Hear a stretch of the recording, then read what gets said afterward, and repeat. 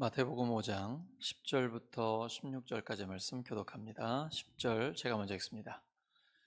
의를 위하여 박해를 받은 자는 복이 있나니 천국이 그들의 것임이라.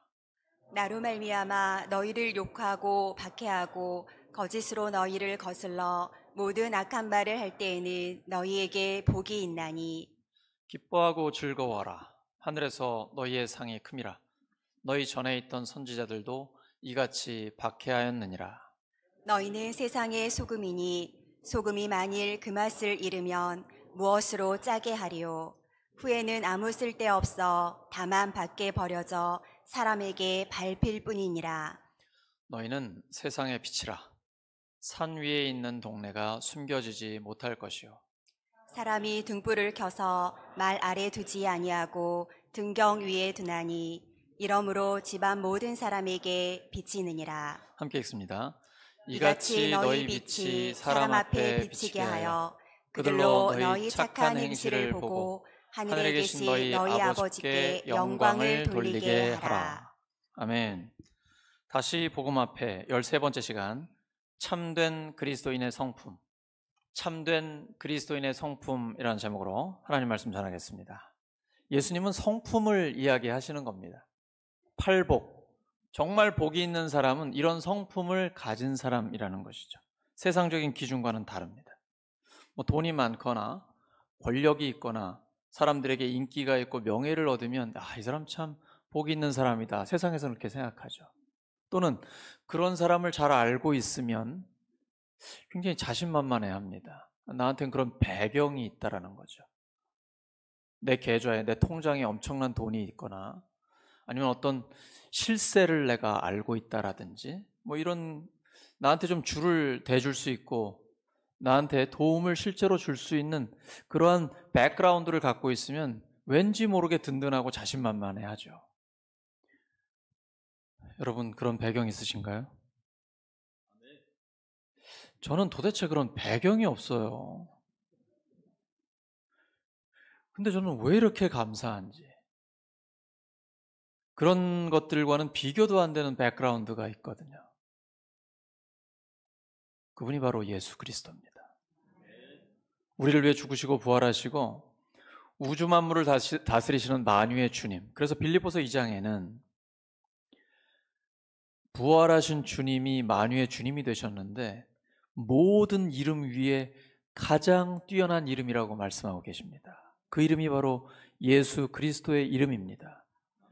예수님의 이름은 능력입니다. 예수 그리스도의 이름으로 악한 영이 떠나갑니다. 예수 그리스도의 이름으로 모든 질병은 치료될 수 있습니다. 우리를 위해 십자가에 못 박혀 죽으시고 죄와 죽음의 권세를 깨뜨리신 부활의 주 예수 그리스도의 이름이 우리에게 있습니다. 영접하는 자, 곧 그 이름을 믿는 자, 예수님의 이름을 믿는 자에게는 하나님의 자녀가 되는 권세를 주셨습니다. 왜 이 권세를 누리지 못하는 걸까요? 예수님의 이름의 그 능력을 신뢰하지 못하기 때문입니다. 예수님의 이름을 믿는 사람은 그 이름으로 기도합니다. 예수님의 이름으로 기도한다라는 것은 주문을 외우는 게 아닙니다. 예수님의 이름에 걸맞게 기도하는 것입니다. 그래서 그 내용이 중요합니다. 예수님은 너무 친절하신 분이기 때문에 이렇게 기도하라라고 그 기도의 정신까지도 알려주셨습니다. 주기도문이죠. 먼저 하나님 앞에 주님의 이름을 높이고 하나님의 나라가 임하기를 원하며 우리의 삶에 하나님의 뜻이 이루어지기를 원합니다. 그 다음에 우리의 현실적인 필요를 말씀드려요. 일용할 양식을, 또 죄의 용서를, 시험에 들지 않게 해주세요. 악으로부터 구해주세요. 모든 기도의 제목을 주기도문의 정신을 가지고 해보시기 바랍니다. 하나님께서 그 기도에 응답해 주십니다. 우리에게는 이런 권세를 주셨습니다. 근데 그 주님께서 복 있는 사람은 바로 이런 성품을 가진 사람이다라고 알려주셨습니다. 마음이 가난한 사람, 애통하는 사람, 온유한 사람, 의에 줄이고 목마른 사람, 긍휼히 여기는 사람, 마음이 깨끗한 사람, 평화를 만드는 사람, 그리고 오늘 마지막 의를 위해 박해를 받는 사람입니다. 의를 위해 박해를 받는 게 왜 복이 있을까요? 의를 위해 손해를 보고 괴로움을 당하는데 이게 왜 복이 있을까요? 정말 아이러니하지 않습니까? 근데 주님이 말씀하시는 복은 역설의 복입니다. 의를 위해 박해받는다는 것은 모든 박해받는 자가 다 복이 있다는 얘기는 아닙니다. 예를 들면 어떤 이데올로기, 자기가 어떤 추종하는 정치적 사상을 위해서 박해를 받는다. 이건 의를 위해 받는 박해는 아닙니다. 내가 아주 성격이 못됐어요. 고집이 세요. 이래가지고 박해를 받는다. 그거는 의를 위해 받는 박해 아닙니다.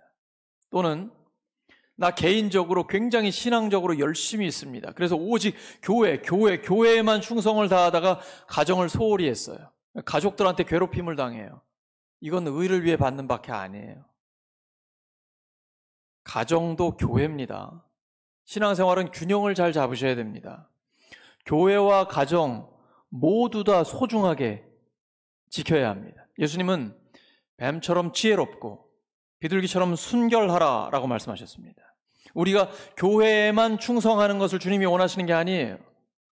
죽도록 충성하라, 그러면 너에게 생명의 면류관을 주리라 할 때 이건 죽도록 충성하라를 정확하게 번역하면 죽기까지 신실하라입니다. 죽기까지 믿을 수 있는 사람이 되라는 거예요. 피스티스라는 헬라어는 믿는다는 뜻과 동시에 믿을 수 있다라는 뜻이 되는 것입니다. faithful, 신실하다, 믿을 수 있다. 하나님은 믿으시다, 신용이 100%다. 그러니 하나님이 거룩하신 것처럼 너희도 거룩하라. 죽기까지 신실하라. 교회에서, 가정에서 마찬가지입니다. 근데 내가 그 균형을 깨버려가지고 가정에서 고난을 당한다. 그거는 의를 위한 핍박이 아니에요. 의를 위한 박해는 그럼 뭘까요? 본문에 나와 있습니다. 11절에 예수님께서 나 때문에, 예수님 때문에 박해를 받으면 그게 바로 의를 위한 박해를 받는 것이다 말씀하시는 겁니다. 예수님 때문에 욕을 먹어요. 모욕을 당합니다. 예수님 때문에 육체적인 고통을 당해요. 예수님 때문에 거짓으로 고소를 당하고 중상 모략을 받습니다. 이런 게 바로 의를 위한 박해입니다.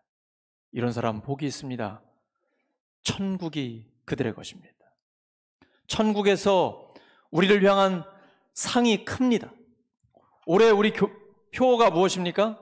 다시 새롭게, 하나님을 기쁘시게, 이웃을 행복하게. 근데 하나님을 기쁘시게 하는 것은 반드시 믿음이 있어야 합니다. 히브리서 11장 6절이죠. 믿음이 없이는 하나님을 기쁘시게 할 수 없습니다. 안타깝게도. 아무리 예배당에 나와 있어도 믿음이 없으면 하나님을 기쁘시게 할 수 없어요. 그러나 예배당에서나 가정에서나 일터에서나 설거지를 하다가도 믿음으로 하나님 앞에 나아가는 자는 하나님을 기쁘시게 할 수 있습니다. 믿음이 없이는 하나님을 기쁘시게 할 수 없나니 하나님께 나아가는 자는 반드시 그가 계신 것과 그가 자기를 찾는 자들에게 상 주시는 이심을 믿어야 할지니라. 상 중에 최고의 상이 무엇일까요? 혹시 돈이라고 생각하신 분 계십니까? 눈빛이. 여러분, 복을 물질적인 복으로만 생각하시면 안 돼요. 우리가 자본주의 사회에 살고 있기 때문에 돈만 있으면 웬만한 게 다 해결이 되거든요. 그래서 복하면 돈하고 연결되기가 쉬워요. 근데 돈이 목적이 되면 하나님을 잃어버립니다. 하나님이 목적이 되면 돈이 따라옵니다. 이게 성경의 대원칙이에요. 먼저 하나님 나라와 하나님의 의를 구하라. 그리하면 이 모든 것을, 돈을 포함합니다, 이 모든 것을 너희에게 더하시리라 말씀해 주셨습니다. 하나님이 주시는 최고의 상은 예수님 믿고 구원받은 것입니다. 지금 죽어도 천국입니다. 하나님 나라를 우리에게 상속해 주셨습니다. 이 땅에 사는 동안 하나님의 자녀로서의 권세를 누리며 우리에게 주신 하나님의 사명을 감당하면서 가장 의미 있는 삶, 가장 명예로운 삶을 살게 해주십니다. 뿐 아니라 이 땅에서 우리에게 필요한 것 하나님이 알고 계시거든요. 그러니까 우리는 하늘나라에 마음이 가 있어요. 근데 이 땅에 우리가 아직은 살아야 되잖아요. 사명이 있기 때문이죠. 우리에게 필요하기 때문에 세상 것들을 소유하기도 하고 또 이용하기도 합니다. 하지만 거기에 마음 두지 않습니다. 하나님 나라를 맛본 사람은 세상 것으로 만족할 수 없습니다. 주님을 알면 알수록 세상 것들이 싫어집니다. 가치가 없습니다. 쓸 데가 없어요. 그래서 거기에 시간과 물질을 주지 않습니다. 우리의 시선을 두지 않고 귀 기울이지 않습니다. 오직 하나님의 나라, 어떻게 하면 주의 영광을 위해 살아갈 수 있을까? 내 인생이 하나님의 영광을 위해 쓰임받을 수 있을까? 여기에 점점 더 집중하게 됩니다. 왜냐하면 하나님 나라를 맛보았기 때문입니다. 그래서 주님께서는 하나님의 선하심을 맛보아 알지어다 라고 말씀하고 계시는 것입니다. 그 나라를 경험한 사람은 세상은 그저 거쳐가는, 우리는 그저 나그네일 뿐입니다. 천국을 마음에 두고 있는 사람은 이 세상에서 가장 풍성한 삶을 누릴 수가 있습니다. 그래서 마음이 가난한 자에게는 천국이 주어지고, 심지어 의를 위해 박해를 받는 자에게는 천국이 그들에게 선물로 주어진다라고 말씀하는 것입니다. 이 천국은 마음이 가난한 자, 그리고 예수님 때문에 핍박을 받는 자에게 주어지는 것입니다. 옆 사람 축복해 주시기 바랍니다. 천국이 당신 것입니다.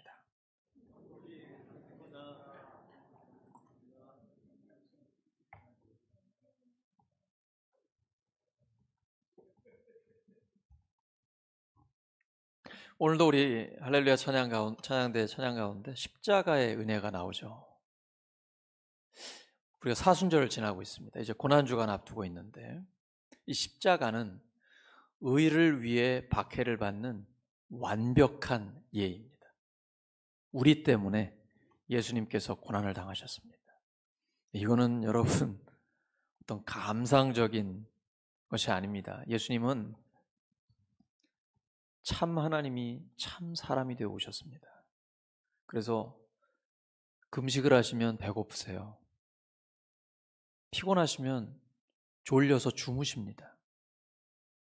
그분이 우리 때문에 손바닥, 발에 못을 박혔습니다. 채찍을 맞아 살점이 다 뜯겨져 나갔어요. 머리에는 가시관을 썼습니다. 그 고통을 직접 다 당하신 겁니다. 의를 위한 박해는 예수님처럼 실제로 육체적인 고통도 있습니다. 그리고 사람들이 거짓말로 중상모략합니다. 모함해요. 욕합니다. 예수 믿는 게 뭐 저래라고 모욕을 하기도 합니다. 물론 우리가 믿는 자답지 못하면은 그렇게 욕먹는 것은 의를 위한 박해가 아닙니다. 근데 우리가 예수님처럼 살려고 하는데 정직하게, 성실하게, 부지런하게, 열심히 그리스도인답게 살려고 하는데 참 네 팔뚝 굽다, 너만 잘났냐, 너만 정직하냐, 이런 식으로 나오는 게 바로 의를 위한 박해입니다. 그러나 우리는 타협하지 않습니다. 직장에서, 학교에서, 가정에서, 교회에서, 목장에서 불의와 타협하지 마시기 바랍니다. 그게 바로 의를 위한 박해입니다. 예수님 때문에 욕먹을 수 있습니다. 모욕을 당할 수 있습니다. 근데 우리 시대에 우리나라에서 예수님 때문에 욕먹는 게 쉬운 건 아닙니다. 만약에 우리가 의를 위해서 박해를 받는다 그러면 아싸! 진짜 기회가 온 겁니다. 복받을 기회가 온 거예요. 절대로 놓치지 마시기 바랍니다. 흔하지 않습니다. 북한이나 중국 당 이슬람권에서는 예수님 때문에 박해받는 것이 현실이고 실제로 지금도 죽고 있습니다. 우리 시대에는 그들과 같은 그 몸부림을 쳐야 합니다. 우리 믿음의 선배들이 그렇게 살았습니다. 일제시대 6.25 한국전쟁 때 예수님 때문에 고문을 당하고 감옥에 갇히고 그리고 순교했습니다. 그 순교의 피 때문에 한국 교회가 이렇게 든든히 서 있는 것입니다. 초대교회를 생각해 보십시오. 예수님의 제자들, 예수님의 이름을 전하다가 핍박을 받았습니다. 너희들 이 이름 전하지 말라고 몇 번을 얘기해야 되느냐, 이렇게 정치적인 위협을 가합니다. 실제로 그들은 예수님의 제자들을 감옥에 가둘 수도 있고 죽일 수도 있었습니다. 그러나 굴하지 않았습니다.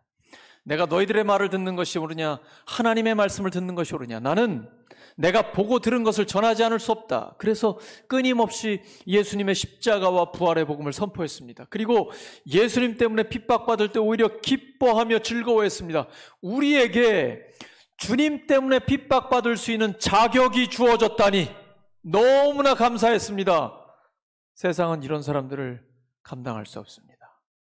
히브리서 11장에 보시면 믿음의 선배들이 수없이 나옵니다. 모세, 그는 바로의 당대 최강국이었던 이집트의 공주의 아들이라고 불리는 것 원하지 않았습니다. 오히려 주님을 위해 고난당하는 길을 선택했습니다. 그러나 그에게는 하나님의 영광이 나타났습니다. 그가 기도하면 이집트에 재앙이 내립니다. 결국은 10가지 재앙 뒤에 불가능한 일이 가능해졌습니다. 430년 노예 생활에서 이스라엘 백성들이 탈출하게 된 것입니다. 그것도 주변에 있는 이집트 국민들의 재산까지 가지고 담대하게 나왔습니다. 이것이 바로 의를 위해 박해를 받는 자에게 주시는 하나님의 복입니다. 천국이 그들의 것이요, 이 땅에 사는 동안 기도에 응답받고 하나님의 역사를 경험하게 되는 것입니다. 수많은 믿음의 선배들, 하나님의 영광을 위해 톱으로 켬을 당했습니다. 돌에 맞았어요. 감옥에 갇히고 매를 맞습니다. 예수님이 그러하셨고 사도 바울도 그러했습니다. 그러나 그들은 우리에게 이렇게 선포합니다. 예수님 때문에 감옥에 갇혔던 사도 바울이 감옥 밖에 있는 성도들에게 이렇게 외치죠. 빌립보서 4장 4절이죠. 주 안에서 항상 기뻐하라. 내가 다시 말하노니 기뻐하라. 너희 관용을, 너그러움을 모든 사람에게 알게 하라. 왜요? 주께서 가까우시니라. 예수님이 시간적, 공간적으로 가까이 계십니다. 그러니 너그러워질 수 있는 겁니다. 오늘 주님이 오실 수도 있습니다. 어쩌면 주님께서 나를 오늘 부르실 수도 있습니다. 그래서 오늘이 마지막 날인 것처럼 살아가는 것입니다. 물론 저도 한 120살까지 살 걸로 생각을 합니다. 우리 송진 목사님께서 저에게 그러시더라고요. 한 목사는 120살까지 살 거야. 점점 더 의술이 좋아져서 기대 수명이 높아지고 있어요. 저도 건강하게 사역하려고, 그리고 하나님께서 언제 부르실지 나는 모르기 때문에 제가 매일 운동하고 철저하게 자기 관리합니다. 그러나 오늘이 마지막 날일 수 있습니다. 주님 부르시면 다 놓고 가야 됩니다. 세상 것에 집착하지 마십시오. 그거 내 거 아닙니다. 어차피 놓고 가야 됩니다. 하나님의 영광을 위해 물질을 사용하시기 바랍니다. 그러면 그 사람은 준비된 사람이기 때문에 하나님께서 물질을 공급해 주십니다. 그것을 통해 하나님의 영광을 위해 사용하고 이웃을 살리는 데 쓰기 때문입니다. 그 사람이 바로 세상의 소금이고 세상의 빛입니다. 팔복의 성품으로 살아가는 사람은 참된 그리스도인의 성품을 가진 사람입니다. 이 사람은 가만히 있어도 주변에 있는 사람들이 이 사람은 참 세상의 소금이다, 세상의 빛이다라고 인정하게 됩니다. 나 소금이야 외치지 않아도 괜찮아요. 너 빛을 발할 거야 이렇게 안 하셔도 괜찮습니다. 그리스도인의 영향력은 내적인 성품의 변화입니다. 그 성품이 변하게 되면 가만히 있어도 존재 자체가 빛입니다. 존재 자체가 소금이에요. 예수님께서 너희는 세상의 소금이다 라고 말씀하셨습니다. 이 말은 교회가 세상의 정치에 직접 참여한다는 얘기가 아닙니다. 구약 시대에는 정치와 종교가 하나였습니다. 그래서 정치적인 판단은 곧 정치적인 판단이었습니다. 그래서 수많은 선지자들이 왕과 정치 지도자들에게 비판하고 하나님 뜻대로 살라고 외쳤던 것입니다. 예를 들면 엘리야 같은 경우죠. 시대 전체가 왕을 따라서 우상 숭배하는 세대가 되었습니다. 그러나 엘리야는 하나님 앞에 기도했을 때 하늘에서 불이 내려왔고 하나님의 살아계심을 보여주시면서 우상 숭배자들이 다 죽어나갔습니다. 그런데 왕비 이세벨이 엘리야를 죽이겠다라고 정치적인 위협을 합니다. 이 정치와 종교가 하나 되어 있는 증거입니다. 신약은 시대가 다릅니다.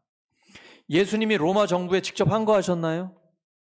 로마의 식민지 지배를 받고 있는 유대인입니다. 예수님이 바로 이스라엘 사람이에요. 하지만 로마 정부에 직접적인 항거를 하지 않았습니다.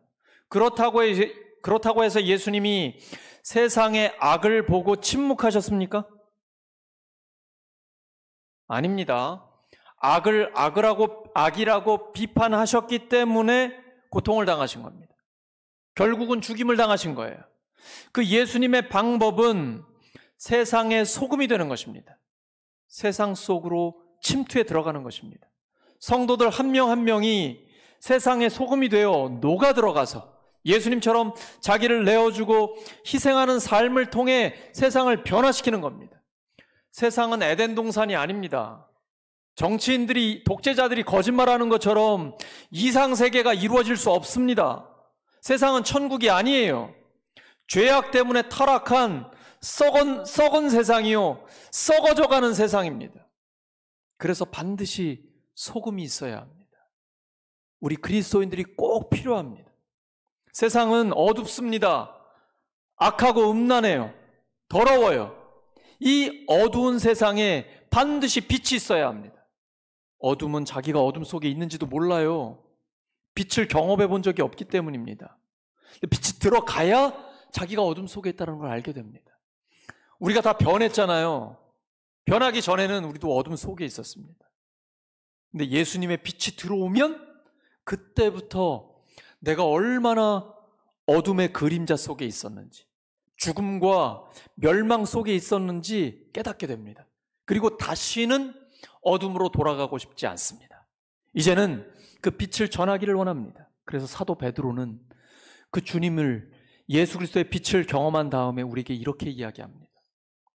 너희는 택하신 족속이요, 왕 같은 제사장들이요, 거룩한 나라요, 그의 소유가 된 백성이니 이는 너희를 어두운 데서 불러내어 그의 기이한 빛에 들어가게 하신 이의 아름다운 덕을 선포하게 하려 하심이라. 우리는 이 사명을 갖고 있는 것입니다. 그래서 팔복의 성품을 내가 가지고 있으면 자연스럽게 세상의 소금으로, 세상의 빛으로 우리는 살 수 있는 것입니다. 우리가 예수님 때문에 고난을 당할 때가 있습니다. 근데 그때도 기뻐하고 즐거워할 수 있는 이유가 있습니다. 예수님이 다 이유가 있기 때문에 우리에게 이 말씀을 주십니다. 고난 중에 기뻐할 수 있는 이유가 뭘까요? 예수님이 우리와 함께 하시기 때문입니다. 예수님 때문에 고난을 당할 때는 예수님이 안 계신 것 같을 때도 있죠. 예수님이 내 삶에서는 나를 도와주지 않으시는 것 같아요. 예수님이 주무시는 것 같을 때 있지 않습니까?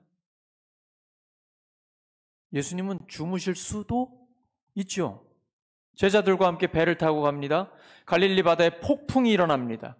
배가 침몰할 것 같고 모든 승객이 다 죽을 수밖에 없는 상황입니다. 예수님 뭐 하고 계셨죠?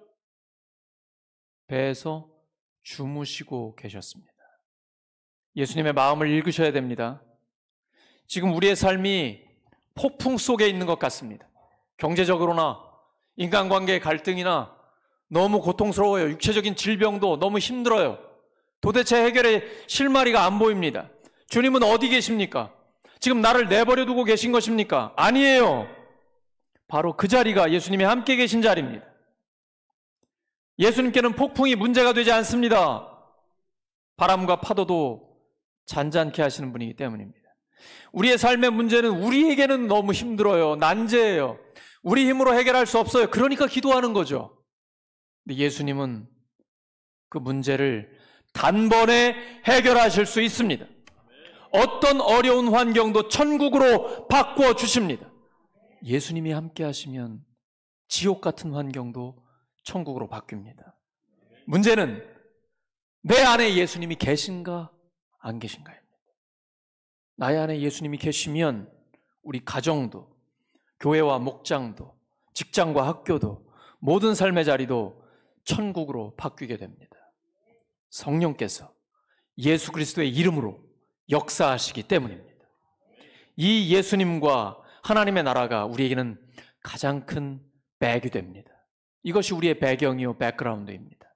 이것처럼 강력한 게 없습니다. 우리는 기억해야 합니다. 로마서 8장 18절입니다. 시작. 현재 우리가 겪는 고난은 장차 우리에게 나타날 영광에 견주면 아무것도 아니라고 나는 생각합니다. 바울의 고백 다시 한번 읽습니다. 시작.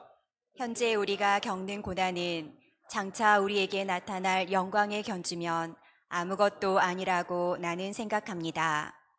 예수님 때문에 고난당하는 것, 욕먹고 중상모략을 당하고 육체적으로 고통스러운 게 쉽지 않습니다. 굉장히 힘들어요. 근데 바울은 하나님의 영광을 본 것이죠. 이게 꼭 미래의 영광만을 이야기하는 게 아닙니다. 물론 본문은 방금 읽은 말씀은 미래의 영광이지만 이 땅에 사는 동안에도 하나님의 위로가 있습니다. 예수님 때문에 고난을 당하면 예수님이 그냥 두지 않으세요. 내가 너와 함께하고 있다. 너 지금 잘하고 있어. 이 확신을 주세요. 하나님의 말씀을 통해 기도할 때 우리의 마음에 너 정말 잘하고 있어. 내가 너를 기뻐한다. 네가 여전히 연약하고 부족하지만 그래도 하나님의 뜻대로 살려고 하는 너의 진심을 내가 안다. 나는 그걸 사랑한다. 나는 너의 중심을 보고 있다. 이것이 하나님의 마음이에요. 그것 때문에 우리가 살아가는 거예요. 내가 매일 기쁘게 순례의 길을 걸어가는 것은 성령님이 나와 함께 하시는 거예요. 그래서 좁은 길을 걸어가는 거예요. 좁지만 생명의 길이에요.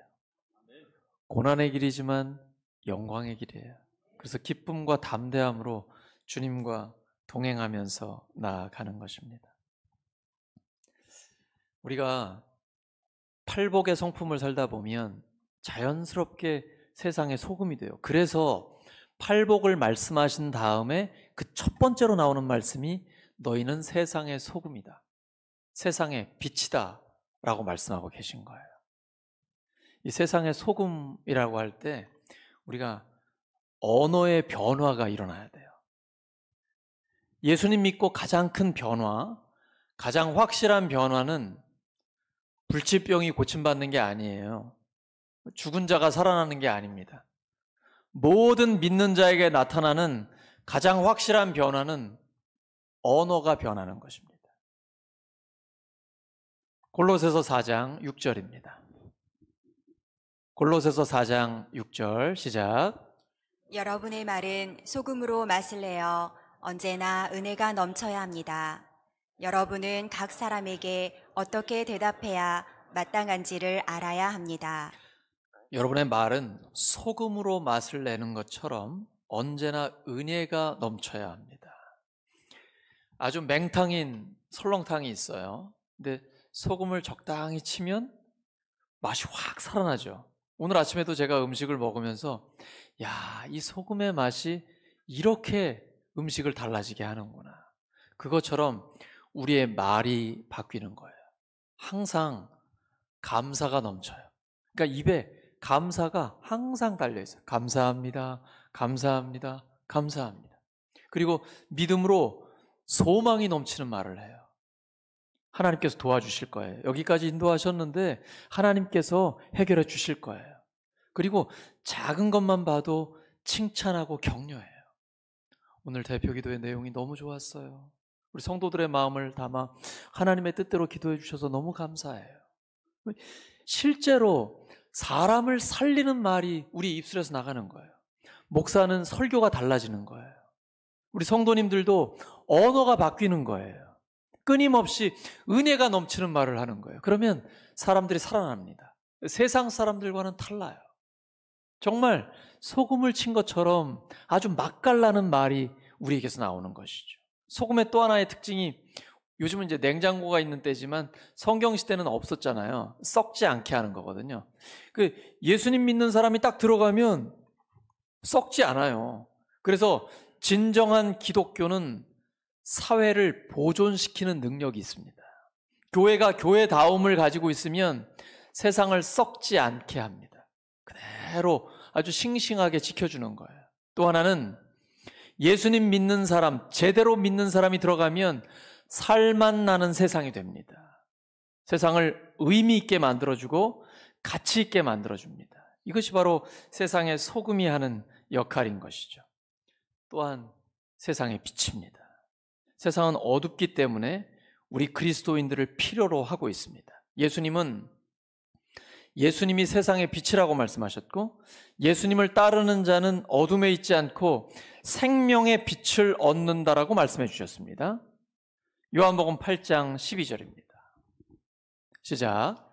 예수께서 또 말씀하여 이르시되 나는 세상의 빛이니 나를 따르는 자는 어둠에 다니지 아니하고 생명의 빛을 얻으리라. 아멘. 신앙생활은 쉽습니다. 예수님만 따라가면 됩니다. 성경을 읽으시면서 예수님처럼 생각하고 예수님처럼 말하고 예수님처럼 결정하고 예수님처럼 행동하면 됩니다. 그러면 조급할 필요 없어요. 세상은 빨리빨리 서둘러. 여러분, 이거는 마귀 역사일 때가 많습니다. 마귀는 막 이렇게 급하게 사람을, 야, 너 지금 교회에서 예배 드릴 때 아니야, 빨리 돈 벌어야지, 엄청나게 바쁘게 만듭니다. 돈, 오직 돈. 그래서 교회도 못 올 정도로 돈이 잘 벌리면 복이 아닙니다. 록펠러 같은 사람은 가쁘잖아요. 정말 밀리언웨어가 아니라 그 이상이죠. 빌리언웨어죠. 근데 그 사람은요, 11조를 관리하는 부서가 따로 있을 정도였어요. 철저하게 주의를 지킵니다. 예수님 믿는 사람은 세상의 빛이에요. 그래서 세상을 보면서 이게 죄고 이것이 의다를 분별할 수 있어요. 그 기준이 뭐냐면 10계명을 통해서 비춰보는 거예요. 나 외에 다른 신을 너에게 두지 마라. 하나님 말고 돈을 신으로 두지 마라. 어떤 것도 우상이 되게 하지 마라. 물질이건 심지어 자녀도, 손주들도 안 됩니다. 하나님의 이름을 망령되이 일컫지 마라. 하나님의 이름 가지고 농담하면 안 됩니다. 안식일, 오늘날로 주일을 거룩하게 지켜라. 주일은 하나님께 예배드리는 날이다. 하나님의 영광을 위해 쓰임받는 날이다. 그리고 부모를 공경해라. 간음하지 말고, 살인하지 말고, 도둑질하지 마라. 거짓 증거하지 마라. 이웃을 해하려고 거짓말하지 마라. 그리고 탐심을 갖지 마라. 이 기준을 가지고 세상을 보면 어떤 것이 죄이고 어떤 것이 의인지를 명확하게 분별해낼 수 있습니다. 그래서 세상에 비친 그리스도인이 들어가면 세상 사람들이 불편한 거예요. 어둠이 드러나기 때문이죠. 그러나 그들도 회개하고 빛으로 나올 때 빛의 자녀로 거듭나게 되는 것입니다. 세상의 그 어떤 것도, 어떤 사상이나 다양한 방법으로도 사람들을 변화시키지 못합니다. 오직 성령의 역사로 하나님의 자녀로 새롭게 태어나야만 사람이 변합니다. 사람이 변하든가요? 나를 봐도 잘 안 변하죠. 그런데 성령님이 역사하시면 사람이 변화됩니다. 빛이 우리 안에 들어왔기 때문이에요. 에베소 5장 8절입니다. 시작. 여러분이 전에는 어둠이었으나 지금은 주님 안에서 빛입니다. 빛의 자녀답게 사십시오. 다시 한번 시작. 여러분이 전에는 어둠이었으나 지금은 주님 안에서 빛입니다. 빛의 자녀답게 사십시오. 우리가 전에는 어둠이었습니다. 예수 믿기 전이죠. 예수님 믿고 나서는 빛입니다. 지금 말씀을 잘 보십시오. 빛이 되라고 하신 게 아닙니다. 우리는 세상의 빛입니다. 이제 빛의 자녀답게 살기만 하면 됩니다. 근데 우리 힘으로 못하니까 기도와 말씀에 집중하는 것입니다. 그러면 하나님께서 그렇게 만들어 주십니다. 죄송합니다. 말씀 정리합니다. 참된 그리스도인의 성품은 팔복대로 살아가는 사람입니다. 의를 위하여 박해를 받는 자 복이 있습니다. 하늘나라가 그들의 것입니다. 예수님 때문에 욕을 먹고 모욕을 당하고 육체적인 고통이 있고 심지어 거짓으로 중상모략을 당한다? 기뻐하고 즐거워하십시오. 우리 전에 믿음의 선배들도 그렇게 당했습니다. 그러나 하늘나라의 상이 우리의 것입니다. 우리는 세상의 소금입니다. 썩어가는 세상을 썩지 않게 합니다. 어두운 세상을 빛으로 밝혀주는 세상의 빛입니다.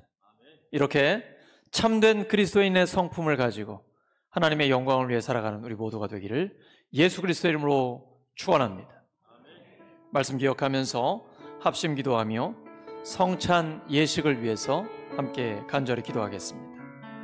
하나님 아버지, 저희들 예수님 때문에 의를 위해 박해를 받는 그 자리에 서기를 원합니다.